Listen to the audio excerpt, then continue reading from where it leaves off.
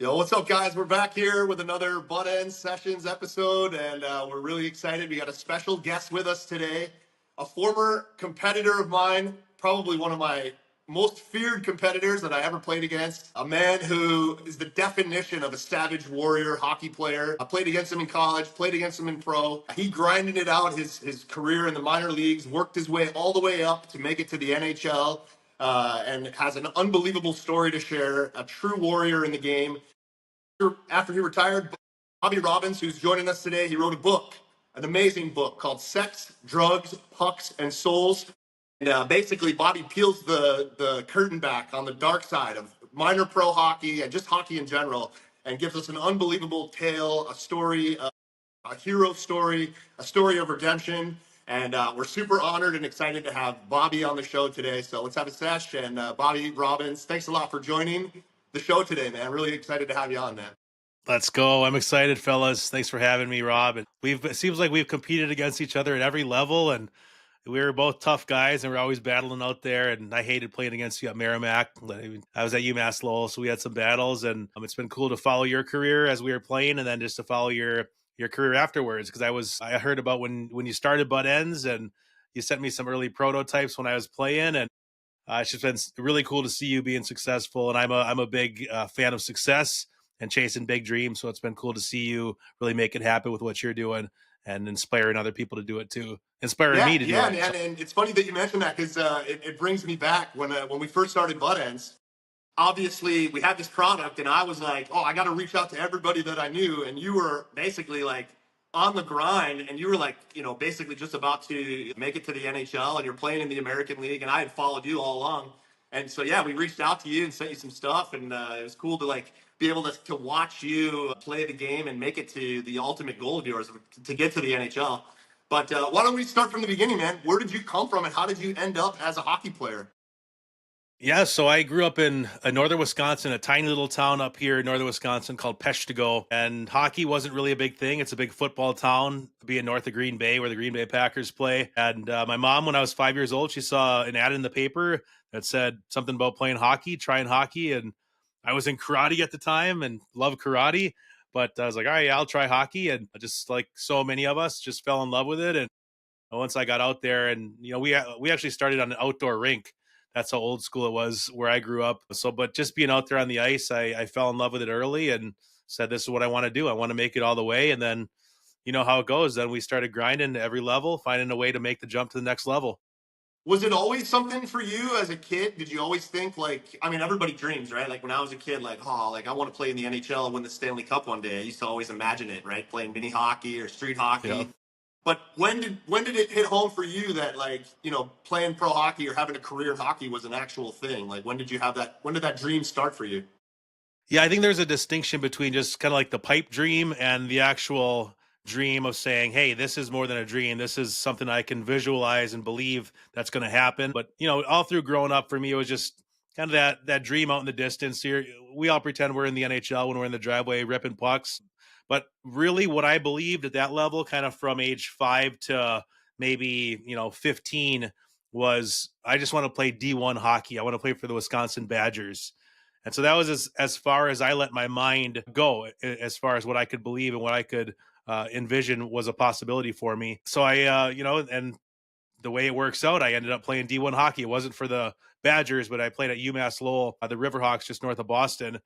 And then when I was there, it's, how it is. You're in the D1 grind. Like, it's amazing. It's so cool. But it's hard work, and you're fully invested in it, and you got to be going to school too. And so you have a lot of things going on, and it's easy to be just in the moment, which is a good thing. And I was just in that moment as a D1 athlete, and just wanted to get from the third line to the second line, and just wanted to play a couple more minutes. And, wasn't really thinking, I kind of had that tunnel vision. I didn't have a big vision of really anything except just living in the moment. And then it wasn't until my junior year, when I had a really big junior year, I put up some pretty good points and showed that I was a physical presence and did well in Hockey East. When my buddy, one of my teammates, said to me, he's like, you can play in the NHL if you just double the amount of goals you scored. And I had scored 9, and I was like, 18 goals, okay. And we had a guy on our team who'd scored 18 goals. So I saw it. I was able to see that it wasn't some far off thing. I was able to see it and in my own heart and mind say like, hey, this is something that's actually doable. And like that was the moment my junior year where I said, oh, okay, I can do this. And then I really got serious about making a run for the NHL and pretty much went full on hockey training, hockey everything, and that became my sole mission was to make it to the NHL, and ended up having a big senior year, and then signed an NHL deal with Ottawa afterward. We can get into that. I thought I made it when I signed that contract, but I had Dude, I no remember it. idea. Right? Yeah, we were skating I at remember. Lowell. Well, I mean, let's take it back a little bit. So, like, I was fortunate, or actually unfortunate enough to play against you. We came in the same year. I think you were in '02, right? You started at ULowell. Yep. Yeah, so Yep. you and I played against each other for 4 years, and I dreaded playing UMass Lowell because every time I'd have to look at the score sheet and I'd see Bobby Robins in the lineup, and I'm like, oh man, I know that I'm in for a tough night here. I'm a defenseman, and you get into it in the book, and well, obviously we're gonna go back to the book because I loved your book, man, and I bought the book last year. I got the first edition, signed copy, got it in the mail. Absolutely loved it. Read it in 2 days. But you talk about it in the book about how did you get to UMass Lowell? Because a lot of people wonder, like, how do I get to that level? You had to carve out a style, right? Like, you became a physical presence. But were you always that way as a kid, or is it something that you had to develop into your game to turn you into such an effective player? Yeah, I was always very physical, so I loved as soon as I hit bantams or peewees actually is when we started checking. I know it's bantams now for these youngsters, but we started checking in peewees, and I just loved it. I loved the feeling of just running somebody over, taking the puck from them. I'm like, that's my puck, Oh yeah. and loved the physicality and had an experience in high school. I was playing at Culver Military Academy and was never the best player. I was on the second team, the B team, but I was like, hey, this is where I'm at. I'm gonna work as hard as I can every day, and got a chance to play forward. I switched from playing defense to forward, and really had a shift where I just went nuts and didn't think about anything except puck pursuit and finishing checks, and had this crazy shift where I annihilated two guys, and we got a scoring chance, and the whole game shifted in our favor. You could just feel the energy shift, and that's where I had like an aha moment. I was like, I can do something that other guys on my team can't do. And so that's when I became a forward and just was a forechecker. Loved forechecking, loved hunting. I pictured myself as like a monster, as a hunter. I was like, I am going to go get that puck, man. And that was how I visualized it before every game. I was like, I'm going to get that puck. I'm going to get it. I'm going to smash you. I'm going to take it to the net. And then that carried me into junior hockey where I played the same way. And then that's where the fighting aspect got introduced. And that was a big thing for me, just to face that fear to fight. And then found out that I was pretty good at it and started doing pretty well. And so those two aspects went hand in hand, as the checking as well as the fighting in junior hockey, at least. Well, it was great to read when I was reading your book. And like you and I have had a relationship through the years. We were competitors. We were competitors at the college level. We were competitors also at the pro level. We went to training camp. I was actually in the Ottawa training camp with you, or Binghamton, I should say, the year that it might have been the year you signed. But I remember how you played. I was at Merrimack. Like I said, I circled the dates when we played Lowell, and like I knew when if you were in the lineup, I was in for a tough night. And when you write about it in the book, Hunting Defenseman, I have this horrible memory of it was my junior year. It was our last game of the year. We were terrible. We finished the season against the Lowell Lock Monsters at home, and my man here, Bobby, and you had this really unique style of checking. You weren't just like the guy who like run the guy through the boards. You got this like notoriously like let's call it a wide lower frame, and you would like throw these devastating hip checks, and you hip checked me 2 times that game, and I still remember so vividly. I got a Charlie horse so bad on my right leg in the first period. In the second period, you did the same thing in the corner. You hip checked me in my left leg. The season ended for us. We had no playoffs. I was limping around for like 2 months on those legs from these hip checks that you threw. So then I'm reading your Oh, I'm book, so and you're sorry. talking about this savage mentality that you were almost foaming at the mouth when you would go into the corners and try to check defensemen. And I'm like, oh my gosh, like I had like PTSD, like reading about it. So was that something that you knew right away? Like when you're playing junior and you're playing that physical style, did you have tons of offers to come play college hockey, or was it? How did you end up at Lowell? No, no, no, it wasn't like that at all for me. For me, it was just a slow grind. Seemed like every day. And I developed a mentality early on where I discovered where, I kind of looked around at my teammates and I assessed where I was at. I was like, okay, I'm kind of middle of the pack skill wise. I'm, ahead of the pack physicality wise. So I'm going to combine these things and just kind of work on the things that I'm good at, work on my strengths as well as work on my weaknesses, which for me was skating was a big thing I needed to work on, and just physicality, like getting in the gym. Back in those days, it was like bench press and curls, and that was it. Right. So actually, just learning how to train hockey wise and just getting better every day. So I mean, I started at like a tier 3 team in Montana. Back in those days, it was called the America West Hockey League, the AWHL. It was known as a real tough league, like a fighting league. And I went there as an 18-year-old young man and just, had no idea about anything. But I do, the one thing I did know is I was just going to bring it every day. And so that mentality, got me in the lineup. It got me in the corners, mucking and grinding. It got me in a few fights, but it got me to just play really good hockey every single day. And we ended up having an amazing team that year. We won the championship. And then I should say before this, I got cut from 4 or 5 junior teams, tried out in the USHL, tried out in the North American League. So that's something I really want to instill in young players is you just got to keep knocking at that door. You got to keep grinding. If you really mean it, if you really, if you're really serious about climbing the hockey ladder and making it happen, you can't go to a tryout and get cut and then fold it in and say, well, that's it. Maybe it's not my destiny. I think there is something about making your destiny happen. And those are little lessons that I learned over the years. I knew it was my destiny, but the door kept closing. But I was like, I don't care. I'm going to keep going. I'm going to keep going. And so I finally made that team in the AWHL, which, like, on the grand scheme of things was like 3 tiers down from where everybody wants to be in the USHL. But I just knew it. Like, this is where I'm at. This is where I've been planted. I'm going to bloom where I'm planted, and I'm going to get better every single day. And then, I did personally, and then as a team, we were successful. We won the championship. And I say in the book, when you win championships, you get jobs. And that I signed a tender in the USHL with Tri-City. So I made that jump, but then it was the same thing. I was like, all right, I'm going to assess where I'm at. I was always kind of middle of the pack. I'm not the worst guy on the team. I'm not the best guy. I'm big. I'm physical. Skill wise, I'm kind of middle of the pack. Skating, middle of the pack. What are the invisible things, the intangibles that I can bring every single day, and to make my stock rise, And so I found out how to do that. And so, it was the dirty work. It was checking. It was, maybe having to fight a tough guy, but it wasn't just that. It was little things of being a good teammate, being positive, and just having the right mentality, and kind of learned how to be a player in the USHL.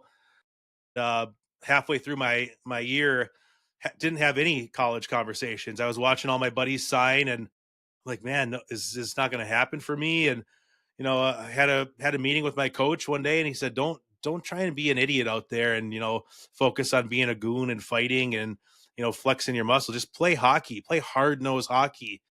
And so that's when something shifted in me, and I was like, I'm just going to bring it, play hockey, and if a fight happens, it happens. And then the last half of my USHL year, I put up some points, and then that's where I started to get some college interest. And I had about 3 or 4 teams who were interested in me, but Lowell was in the best league in Hockey East. I had some CHL offers, but yeah, Lowell offered me a 40% scholarship and said, hey, we want you to come here and you can work your way up. And that was it. I came in as a freshman, as a healthy scratch the first 6 games, and literally worked my way up to, being the leading scorer and the captain after 4 years, and then leaving school early to the American League. So I think for anybody listening, just an encouragement that doesn't matter where you're at now. Like, what matters is how your mentality of where you're at now, and having that vision in your mind of where you're going to be.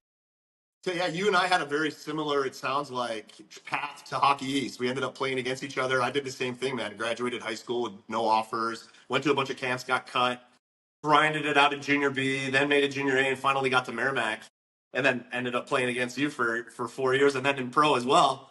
But the title of your book is Sex, Drugs, Pucks, and Souls. And you talk a lot about the parts of hockey and the parts of life that affected you maybe negatively, with drugs and partying and sex addictions. Talk a little bit about that, and how did you? Because I mean, you're a disciplined guy. You ended up, you worked your way all the way to get a scholarship to play Division I hockey. But at the same time, you had this dark side, and this maybe problem with substance abuse. So how did the substance abuse enter your life, and how did it affect your life at that stage? Yeah, I think We all have to look at ourselves in the mirror, and the way other people perceive us. Somebody might have looked at me as say a 19-year-old playing in the USHL. Like anyone, I could turn it on. I could go to an event and be a professional guy and turn on that charm and really win the hearts of people around me and people in the community who are like, wow, what a great guy, an amazing guy. There is truth to that, but then there's a hidden side, I think, to all of us and to me for sure. And a big part of my hidden side were those two categories, the sex and drugs. So I never really got deep into like hard drugs, but I was always addicted to something. And for me, starting with chewing tobacco and moving on to addictions that I thought I could control. And I didn't let it get out of control, but I was like had a hidden side to me and loved that feeling of escape. And I think a lot of that now, by writing a book and having to really lay out your heart and soul and then go back and analyze your life, I see now that a lot of that substances and addictions came from just covering pain or shame that I had. And a lot of mine was in the arena of sexuality and sex. And for me, porn addiction, getting addicted to pornography early. And so I'm just a big proponent of for young men to just eliminate pornography. It's literally does nothing good for a man, and especially somebody who's chasing big goals. Like I could go over the list of the benefits of semen retention or learning discipline by not having your nightly dopamine hit, by take instead changing that and saying, all right, I'm gonna get my dopamine tomorrow when I wake up at 6 a.m. and get to the gym and get better than my opponents. So I look back and I look at how I live my life. I'm like, man, I wish I could have done it differently.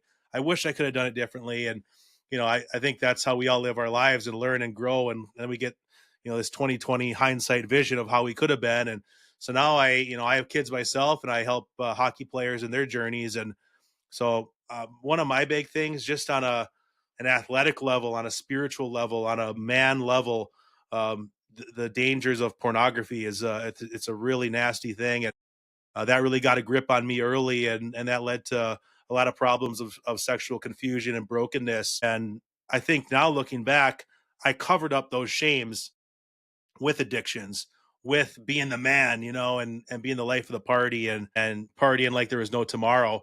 But while there was that side of me that held it together, was a successful athlete, was well thought of in the communities, there was also a hidden side of me that I had to address eventually, which I get to in my book. And I think everybody can relate to that, where we all have, it's kind of like the athlete. We're like, what do you do when no one's looking?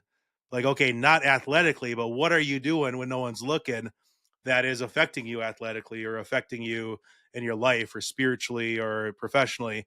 So I think just putting a glimpse on that in my life, I want to inspire people who are on their own journey. You mentioned the hero's journey. I mean, that's what my book is about. It's a hero's journey. So I know that all men out there are on a hero's journey, and I wanted to write that book that they could embrace and really see a true glimpse.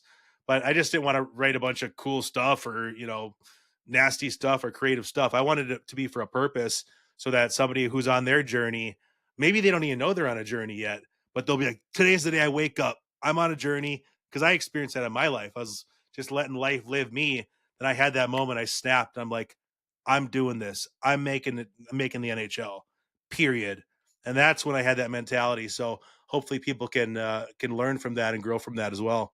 Yeah, and so you write about that in the book too, which was, and I came up with you where you signed kind of nice contract. I remember you got was it a Durango? I think I remember. My big black. It was a Jeep Commander the year they were The Commander, I released. knew that. I knew that. I forgot. My other buddy Yeah. got the Durango, but I remember Okay. you got the. I remember because you got that signing bonus. I was like proud because I'm like, oh, if Bobby can do it, I can do it too, right? Right. Like I literally had that feeling. We were Wow. in Binghamton Senators training camp, and I'm like looking at you like, man, this guy just got 100K or whatever you got. I don't remember, but it was like, wow, this guy got paid, and like we're like, I looked at you as like my competitor, my peer, and I'm like, well, if Bobby can do it, I can do it.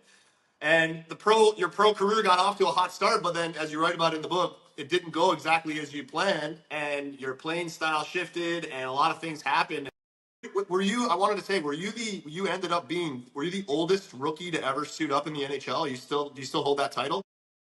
It's not. There's a lot of like asterisks in that one. It's so Okay, okay, it okay. was the oldest rookie to ever make an NHL opening day roster. Okay, I that's what think it was. That's what it was. there But there had been older rookies. So right. and then with But even with what I was that, they're saying like, was you had your, you were on this pro career, and then things took a turn. They weren't going as well. You mentioned in the book you're partying a lot. What was the breaking point? What was the shift that happened in pro hockey? Talk a little bit about your experience as like a pro player, and then turning it on and becoming super serious about making the NHL. yeah. I mean, I look at my career as I had two different careers, each in like 4 or 5 year increments. My first career as a pro was I signed this big deal, signed an NHL deal for the cap. I was like, I made it. I'm it. I'm the guy, And then go to training camp and realize like, whoa, I'm not the guy. There's some good hockey players here playing against men. Like, imagine, I'm a young man, 24, 25 years old. I think I was 25 actually. And I show up to training camp thinking I'm a tough guy and I'm going to run guys. I'm going to fight anyone. I just signed this NHL deal. And then I see Chris Neal and Brian McGrattan at training camp. And I'm like, okay. And I was driving up to training camp being like, I'm going to fight Chris Neal. I'm going to fight Brian McGrattan. I mean, fast forward 9 years later, and I would have had that mentality and I would have done that. But Yeah. at this point in my career, I was a boy. I was a child. I wasn't really a man yet. And I went up there and I just saw these athletes. And I was like, I'm not this guy. And I just cowered away in fear and ended up playing in the American League, which was great. I played all 80 games but I didn't do enough. I was on the fourth line and I was being, put into that role as a fighter and a checker. And I was the guy who was calling my agent and be like, yeah, I'm on the fourth line. I'm only playing 4 minutes a night. This is BS. And they call the management. And now what I've learned is like, okay, if that was the case now, I would have been like, okay, I'm getting 4 minutes of the night. I'm going to be an absolute menace these 4 minutes. I'm going to be the best player on the ice for those 4 minutes so that next week I can get 5 minutes, and then next week I can get 6 minutes. And then eventually I'm going to make the jump to that third line. And I'm going to do what coach wants me. I'm going to have conversations with coach and say, how am I doing? What's the feedback here? Do you see room for growth? What do I need to work on? But at that point in my career, I was just a young man, and I just drowned it out with drugs and alcohol, and said, you know what, I'm not going to make it. I don't care. I'm going to chase girls. I'm going to chase a buzz, and I essentially gave up on my dream. I gave up on my dream in my heart before you saw it on the exterior, and then that wouldn't come for another couple years because the next year I didn't get a contract anywhere. American League, NHL, nothing, and I was in the East Coast Hockey League, which is still a really good hockey league, a lot of good players. But for a lot of guys in the coast, you look at the destination, the NHL, as something so far away and unattainable. And, there were guys you saw it in the East Coast, got some tough guys fighting there. I saw you fight some tough guys, Rob. But I was like, I'm not this guy. I'm not a fighter. I give up. And I just chase the party, chase girls, chase drugs and alcohol, and then jump ship over to Europe for the next 2 years and just live that party life. And was okay with that, but always inside I had a sting in my heart that said I gave up on my NHL career. Worse, I gave up because I was a coward and afraid to fight, and that really ate at me. But it's easy if something's eating at you just to drown it out with drugs and alcohol, right? Yeah.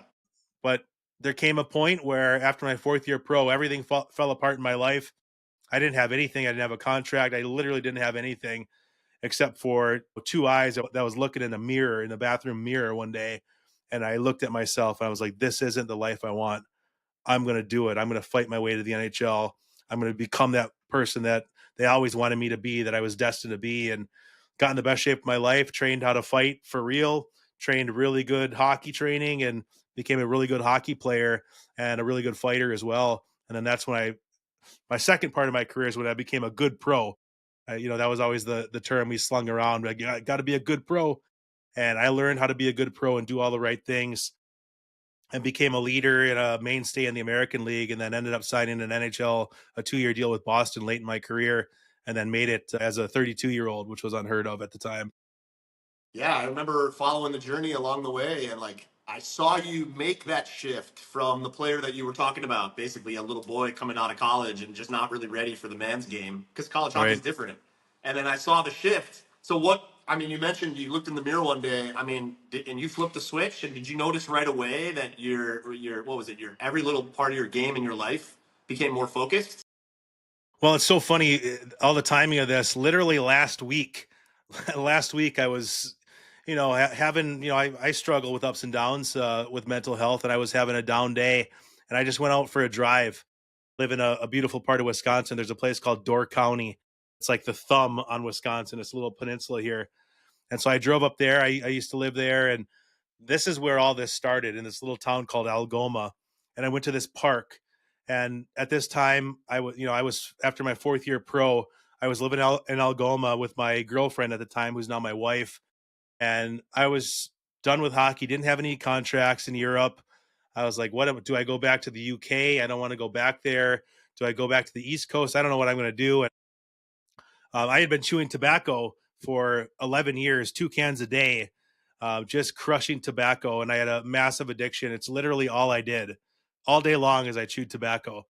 And I had to get a biopsy on a growth I had in my inner cheek. And that really scared me straight. I quit tobacco that day. I get really deep into it in the book. Hearing it now, like, oh, I quit tobacco, no big deal. Hearing it now, but at that time, literally the claws of nicotine addiction and tobacco had me by the heart. Its claws were in me. I couldn't quit. I had tried a million times, where I quit for 12 hours and then I cave and go to a gas station and buy a can, throw in a chew, driving home, throw the can out the window, be like, last one, then drive back that night, buy another can and be like, screw it, I'm just gonna chew, like, over and over. Finally, when I had to look at my own mortality, like, whoa, am I going to die of cancer? Am I going to get my face cut off and just be a monster now? And I had to look at my life and say, all right, I'm going to do it. I'm going to quit.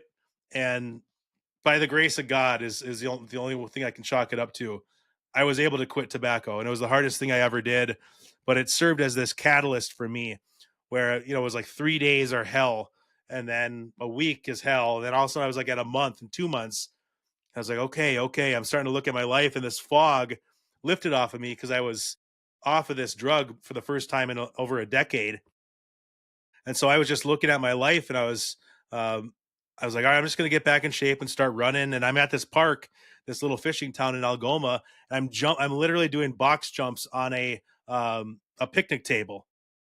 I saw that picnic table last week, man. But this, so I was jumping on this picnic table, box jumps, man, like onto the step, then onto the top and down, Yeah. and I'm like, okay. So that's where this dream started formulating in me. And then I just started doing sprints. And finally I was like, I think I can do it. This is at the time when all the big goons were getting phased out of the NHL.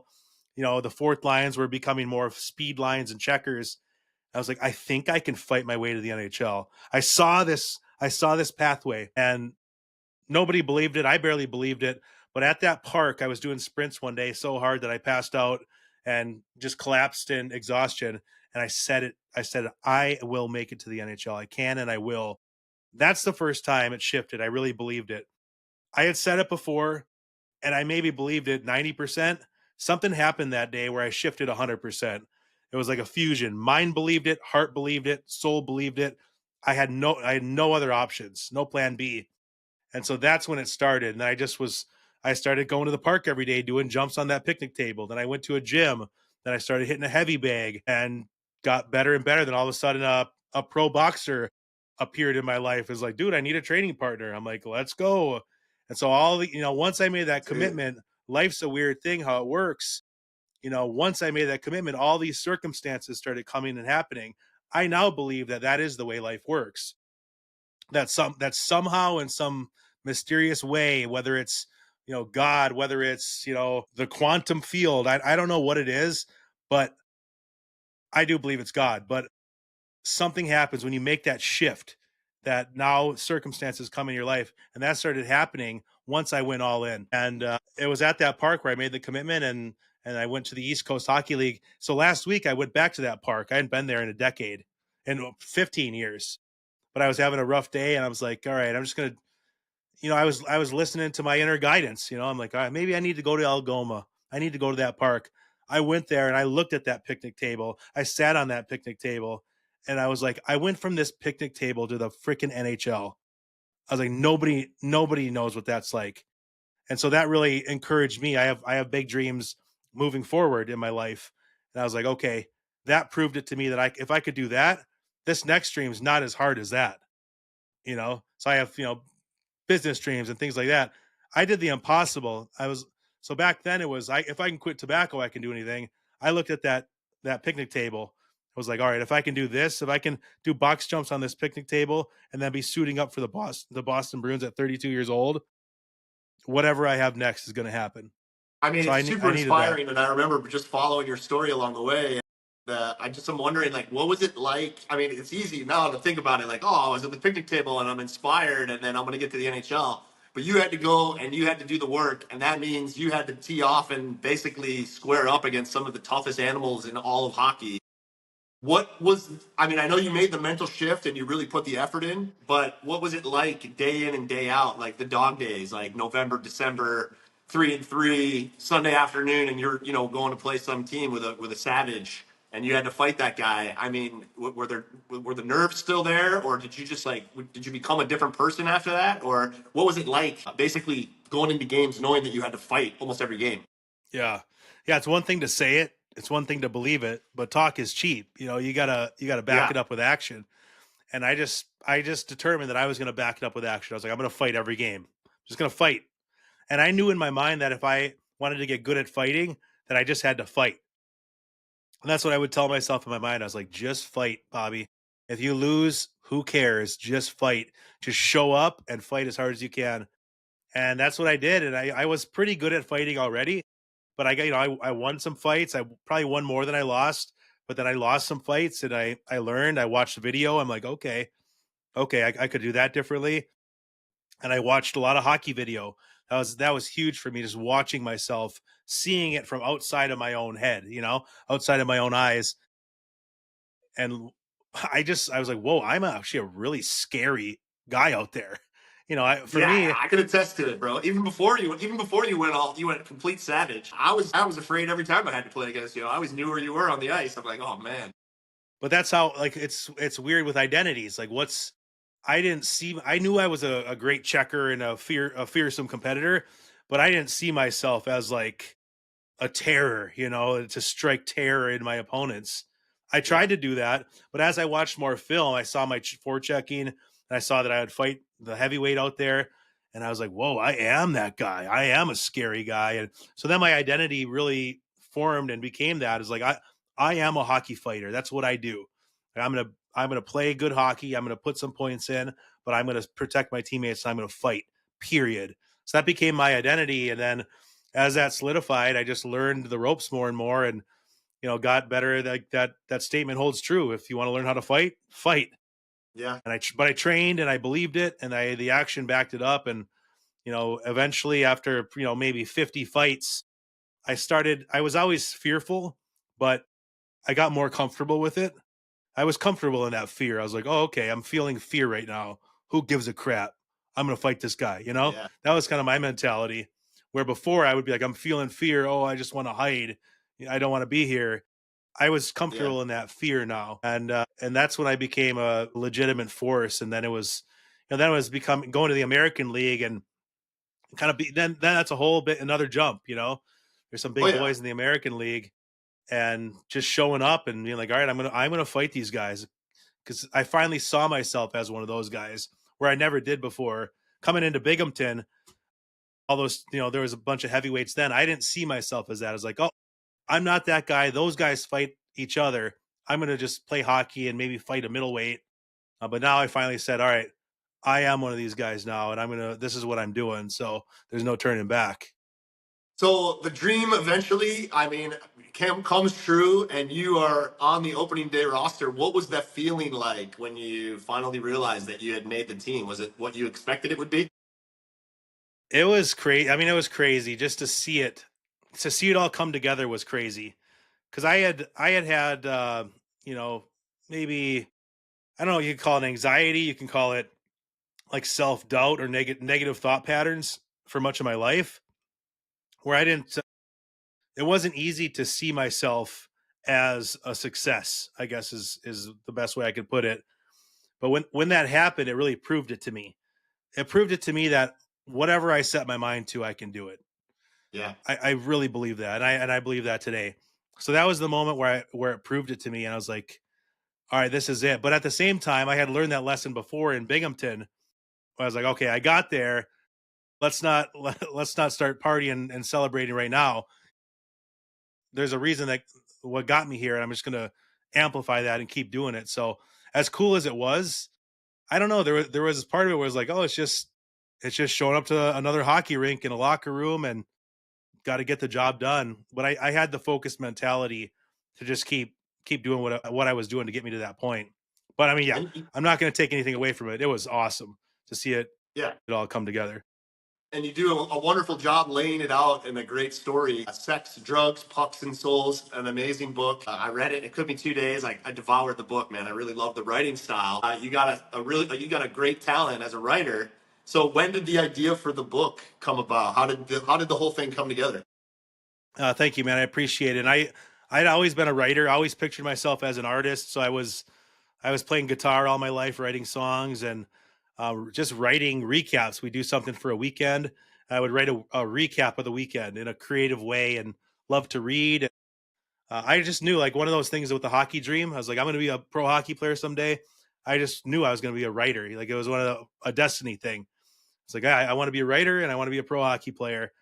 And, so I studied English writing at UMass Lowell and had some amazing classes and worked with, famous authors there who are New York Times bestsellers, working one-on-one with these professors. And they're like, wow, you can do something that nobody else can do. So I kind of had that in hockey and then also in the writing side. I was like, whoa, this is kind of crazy. I have this talent here and I knew it. I was like, I want to make it count. If I have a God given talent, I was like, I'm going to do something with this.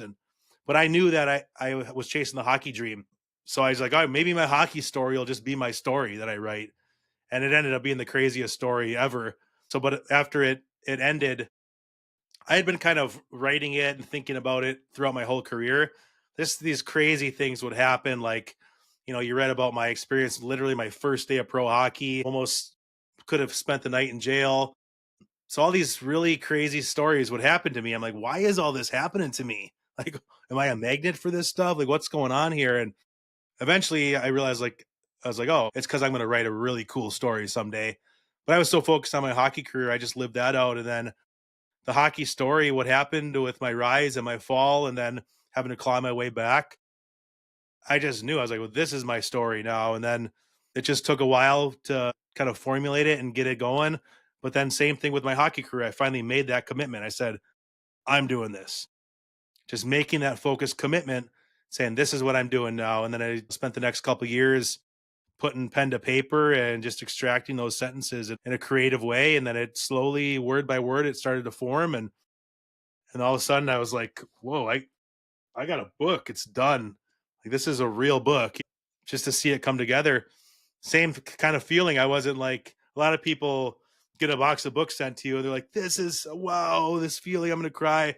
I looked at it. I was like, okay, I got to sell this thing now. Like, this is, what's the next book? I want to keep going. So it was great to see it come together. But I mean, I have some big dreams of putting out a body of work into the world here before I die, and hopefully at 120 years old.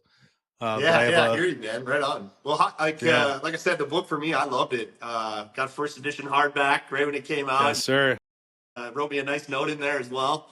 And it was cool to read your story. And obviously for me, I was super enthralled because, I had been a competitor of yours for not only in college, but also the first couple of years of pro hockey. We had that playoff series, which you wrote about in there as Oh well yeah, with Elmira legendary. Redding, which is still probably one of my favorite hockey playing memories of my life. As well, for sure, as a pro, that series was unbelievable.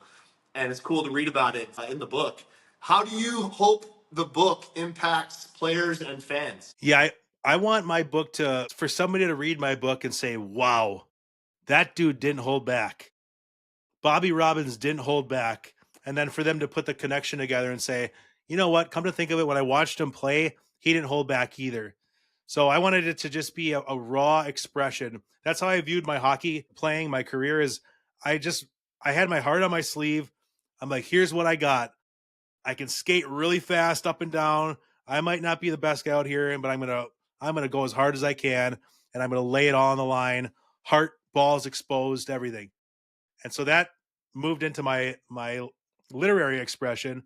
And so that's just what I wanted to do. And I've heard feedback of people who've appreciated that, to say, wow, like finally, thanks for not holding back and just telling your truth, and so that means a lot to me. But the main thing I wanted people to take from it was to just experience a true, raw, unfiltered journey of a man, of a hero's journey, and hopefully inspire people on their own hero's journey. Because, man, it's easy to get lost and to get trapped and to not even realize that you have an opportunity to be on a hero's journey.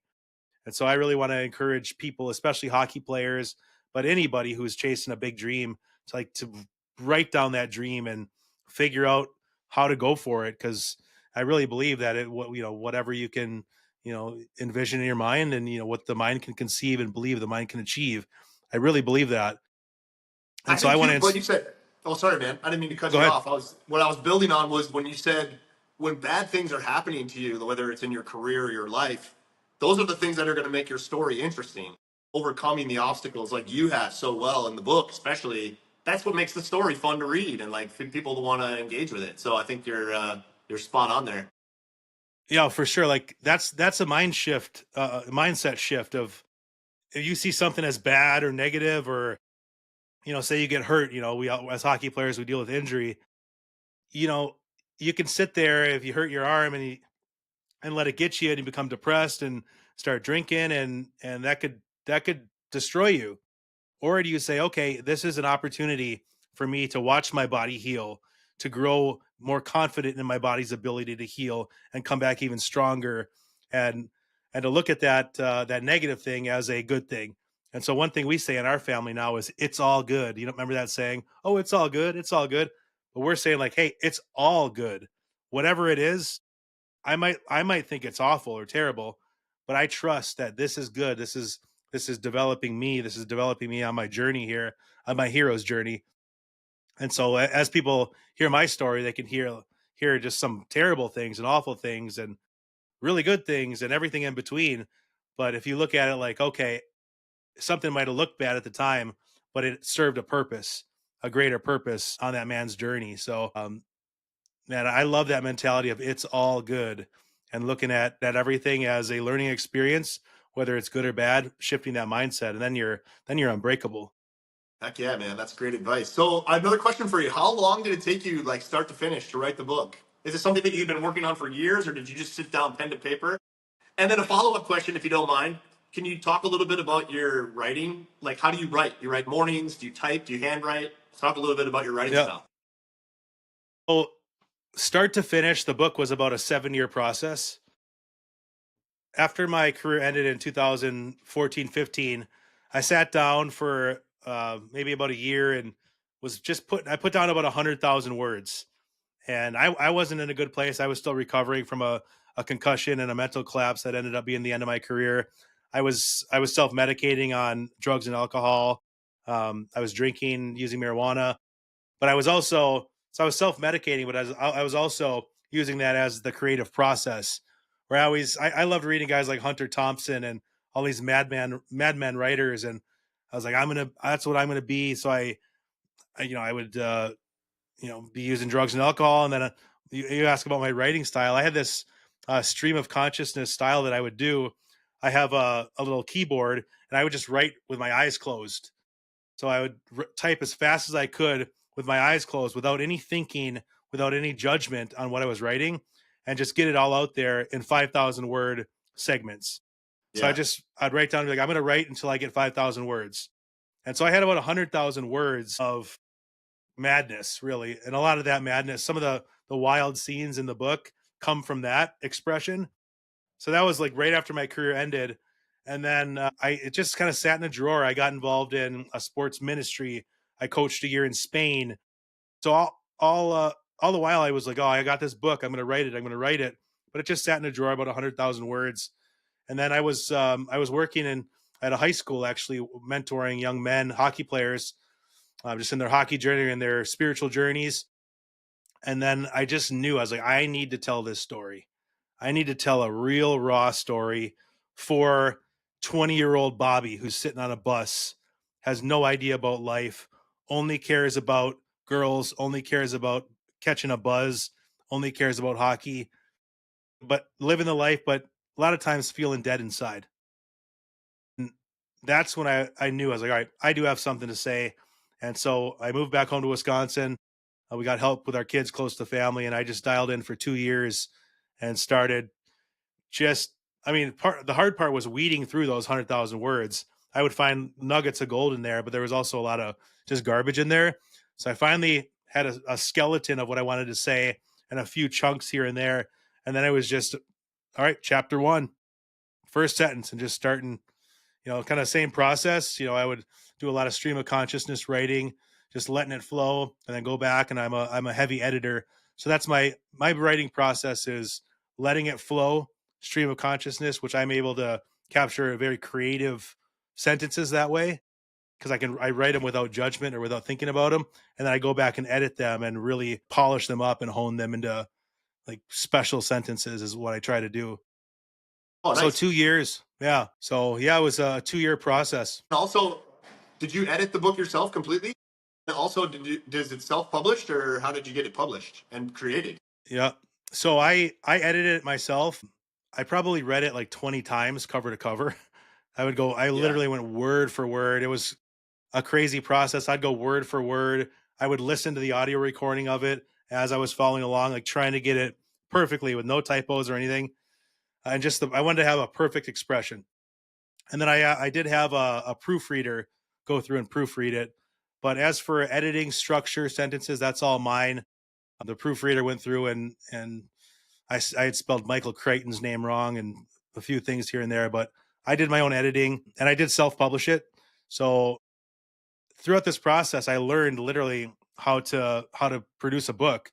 So I started a publishing imprint called Rotterdam Books, and I took a page out of. I'm looking at it up here right now. Is David Goggins' book "Can't Hurt Me," which is obviously a massive hit and a pretty impactful book. So he self-published his as well, and that was the inspiration for me. It's like, well, if that guy can do it, I'm going to learn this process and do it myself. And I'm kind of stubborn, and I just got down to work and I mean, I got a cover designer to make the cover for me. I formatted everything on the inside, like all the actual words. There's a great program called Vellum for any people who want to self-publish books. It's a doable process for sure. You could pay people if a bunch of thousands, $4,000 or $5,000 to do it. But I learned the process and would recommend that to somebody if they have the time and energy and insanity to do it themselves.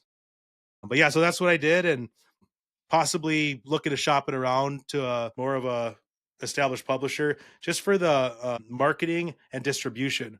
I really think this book has something special. I'm getting a lot of feedback from people, and so I want to give it the best chance I can to give it life and to bring it to the world, to bring it to India. And I want people in India to read this book, and but that's kind of hard if I'm just selling off of BobbyRobins.com. Uh, Based on how it's going, how sales are going, it's going good. But I have big visions for this thing, just because I think that it does have that potential as a piece of sports literature that's really never been done like this before. Oh, we'll see what happens. Any publishers out there, hit me up. Yeah, Let's there you go. go. It's like, I mean, I'll attest. I love the book. I couldn't put it down. I literally, it was a page turner, and I mean, just an absolute raw look at what it's like to be, well, your story, on the grind, coming up, playing hockey, and eventually making it to the NHL, but basically fighting your way to the top of the game and going through a lot of struggles. You put your heart and soul out there, man. Like, I was like reading it, some of the stuff that you wrote in there is it's very raw, and what was it like for you sharing such personal information with, like, the way that the reaction was from the community? Like, what's the feeling like for you? It was scary for sure, but I had been trained through hockey fighting that when you before a hockey fight you feel that fear, Yeah. and I felt the same thing. I was like, oh, I can play it safe with this book, I can go all in with this book. I can write it. I get to choose how I'm going to write this book. And at the end of the day, for me, I chose to write this book for the Savages, for the boys.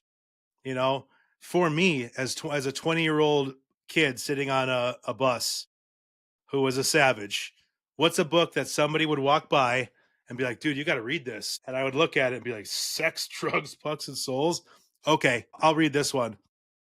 That's what I wrote it for, because I knew that my story could impact a young man like that.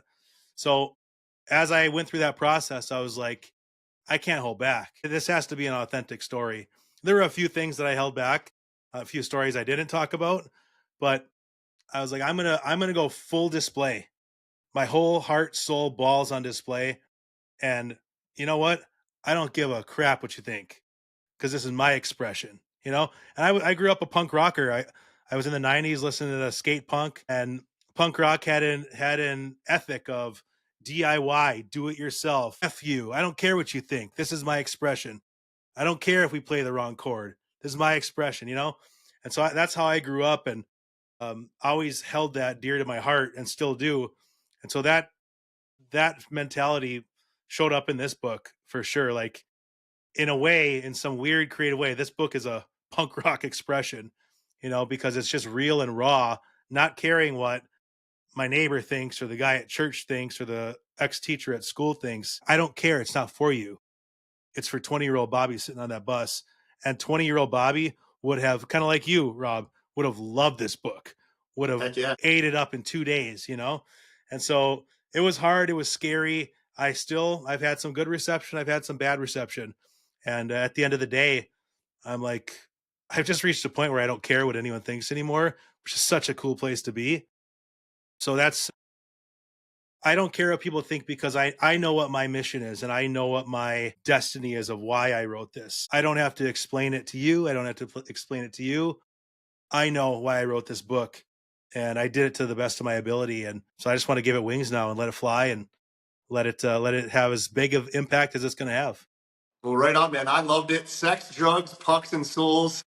A Savage Memoir by Bobby Robins. I Savage. couldn't recommend it enough, man. I appreciate you hooking me up with the signed copy. And like I said, I read it, and it took me a couple days to read it. Page turner for, I swear, for any hockey player, you want a great hockey story and just a life story. I think it'd be great for, like you said, 20-year-old Bobby or 20-year-old Robbie to pick that book up. Maybe I would have made some different decisions as well, like some of the things, some of the choices I made, and some of the choices obviously that you made. So what's next? What's on your, for your future creative writing projects? Do you have other stuff that you've thought about? Yeah, so I have a few books down the line here, but right now I've been putting a lot of effort into. I actually am dropping a kind of a online hockey training academy. It's called Manifest Hockey. So Manifest Hockey is essentially me as a guy who made it. I found out how to make it. If I was telling my son how to make it, if I was telling 20-year-old me how to make it, here's what I'd tell you. Here's the advice I'd give. And, you know, it's a no fluff kind of a training module. And, essentially that word, manifest hockey, that means to make it happen. Hopefully to inspire young hockey players, old hockey players, parents of hockey players to say, hey, here's a glimpse of a guy who made it. Here's what he learned. Take people's advice. But if you're going to take people's advice, like, somebody who found a way to actually make it, I think you should listen to that guy's advice. And the thought I had was seeing now all these players like Max Domi and the Kachuk brothers. Why are all these NHL guys kids in the NHL now? I played with Lane McDermott, whose brother is of Curtis McDermott. Their dad was in the NHL.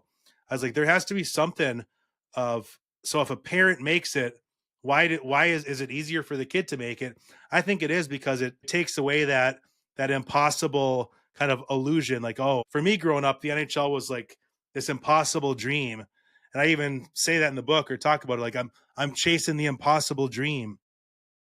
But for somebody like, I don't know these guys, like Max Domi, he saw his dad doing it every day. So I Right. don't think it wasn't an impossible dream for him. It was like, okay, I know the steps I'm going to do. My dad's taught me everything he's learned. I'm going to make it. So I developed a teaching protocol, 4 modules of the things that I learned, and put them into an online training academy called Manifest Hockey. So that's actually going to be dropping this week. So Oh, nice. maybe your listeners can go on there and check it out. Well, that's a great idea, man. Congrats on it. It's like you're hitting the nail on the head. I think again, you and I, and like I'm reading your book, I had the same kind of feeling. We came from such a similar, in a way, background where like my father never played the game. I came at it from the same idea. Like the future NHL was such a dream and like almost like impossible.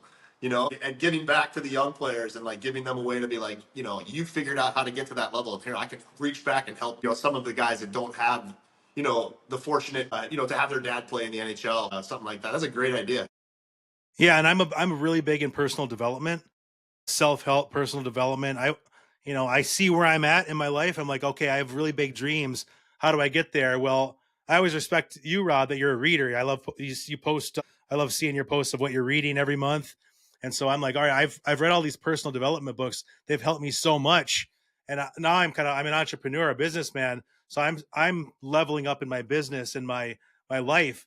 But now I'm like, man, all these books, if I could have read this when I was 20 and taken, say, a book like Think and Grow Rich, if I could have taken those lessons of like business success and how does this relate to hockey success, it would have been night and day for me. So that's kind of the idea behind Manifest Hockey. Is we have book studies as well, digging into personal development books and saying, how does this relate to hockey? And then going through my filter of, what did I learn through this now as having lived a hockey career, but also, now on the personal development side of things. And so there's so much amazing information in books and teachings that if my kids don't play hockey, but if I was a dad and my kid was like, I have two sons, they want to be tennis stars. I'm like, yes, play tennis. Don't take headshots. But if they were like, hey, I want to make it to the NHL, I'd be like, here's what you need to do. And part of that would be like, hey, you need to read this book, Think and Grow Rich. But instead of make it like Think and Grow Hockey, like how does this relate to your hockey career? That's something I would do. And it's something I do to talk to them about these mentalities and mindsets. So yeah, hopefully it'll help people. And it's been fun just creating that. And I wrote this Savage memoir, but I feel called to write a book. So I wrote the program now, but just to write a book for a hockey player. I remember there was a book called Hockey Tough that, people would, when you graduate high school, people would give it to you like, hey, read this book. But I remember reading that. I was like, this isn't my kind of thing. And I want to write something that I could hand that 20-year-old me. That's like, I want to read this, but would also help them on their hockey career. I think I did it with this one, with Sex, Drugs, Pucks, and Souls. This is more the life journey, but I want to get specific into, if you're on a hockey journey and you want to make it, here's my advice on what I would tell myself or what I would tell my own kids. So that's kind of where my interest is going these days, because I've been back on the ice. I've been back skating, and it feels really good to be back out there. So now it's kind of like I want to get back in shape, and I want to just keep. I'm 43 years old now, but I was like, hey, I look at like Conor McGregor and all these old boxers and fighters. They're still hitting the bags and doing fight training. I was like, why can't I just train hockey training if this is what I like to do? So that's kind of what I've been kicking around now. And that shifted my mentality away from the literature and writing this book to, just being on the ice, and got me back into that athletic mind, which I had for so many years, which has been kind of interesting to see now. Beauty, man. Well, you wrote a fantastic book. I loved it. Sex, Drugs, Pucks, and Souls. Where can everybody find you? Where can everybody get the book? And how can they follow your journey? Yep. You can go to my website, BobbyRobins.com. It's one B in Robins, like the bird. We spell it right. So go to BobbyRobins.com. You can follow me at Bobby Robins Pro. And then my new website is dropping this week, ManifestHockey.com. So yeah, I'm just documenting my journey, and got my book for sale on there. Amazon as well. You can check it out there. But audiobook's coming soon. And I think that's going to take... Did you read it? Did you read the audio? Yep. Nice, man. That's great. That's great. Congrats. That was a whole process that we'll talk about once it's released. It was crazy. One of the hardest things I've ever done, but word by word, sentence by sentence, I read it. So we're finishing up now and mastering it, and it's going to be something special, I think. So, well, man, to be read by the author. Yeah, can't thank you enough for coming on the show, man. We have to get you back on there too when you drop. Is it called Manifest Hockey? Yep, Manifest Hockey. We'll get you back on there, and like I said, man, thanks so much. It's like a dream come true for me to finally get you on the show and to hear you tell your story. And I can't thank you enough, man. It's a great sesh, and wish you all the best. And everybody go check out Sex, Drugs, Pucks, and Souls. Bobby Robins, a Savage memoir. Thanks for coming on, man. I really appreciate it. Thanks everybody for tuning in, and I'll catch you on the next sesh. Thanks for the hat. Thanks for having me. It was awesome. Thanks, guys. Thanks, boys. All right.